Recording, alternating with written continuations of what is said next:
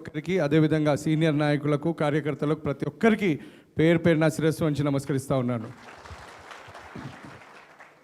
ముందుగా గెలిచిన సర్పంచ్లకు వాళ్ళ గెలుపుకు కృషి చేసిన కార్యకర్తలకు నాయకులకు ప్రతి ఒక్కరికి మనస్ఫూర్తిగా అభినందనలు శుభాకాంక్షలు తెలియజేస్తూ ఉన్నాం.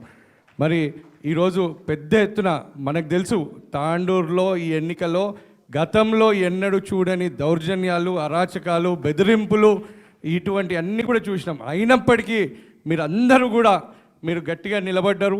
మీరందరూ కూడా పార్టీ కోసం మేము కేసీఆర్ గారితో కేటీఆర్ గారితో అని చెప్పి మీరు ఒక క్రమశిక్షణ కలిగిన కార్యకర్తల్లాగా ఒక కంకణబద్దులై మీరు ఈరోజు ఉన్నందుకు కూడా నేను మీ అందరికీ శిరస్సు వంచి అభినందనలు తెలియజేస్తూ ఉన్నాను.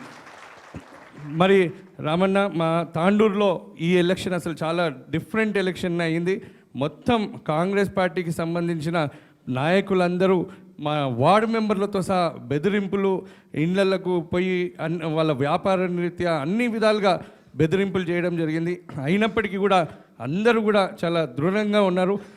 మనము 67 మంది సర్పంచ్లను గెలిచినామన్నా, ఈ 67 మందిలో 2-3 వాళ్ళని వ్యాపారపరంగా ఇబ్బందులకు గురి చేసి వాళ్ళని బ్లాక్మెయిల్ చేసి వాళ్ళను మభ్యపెట్టడం జరిగింది.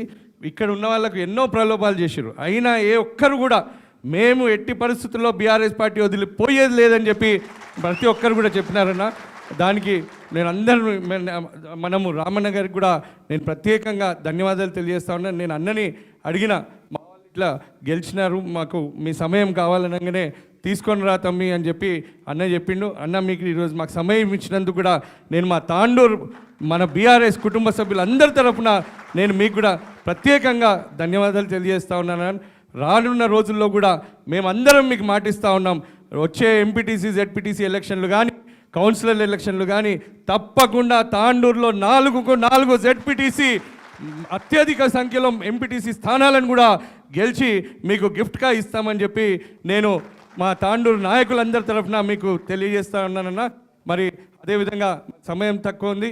అన్న మాట్లాడతారు ఇప్పుడు. ఆనంద్ అన్న మాట్లాడతారు. ఆనంద్ అన్న.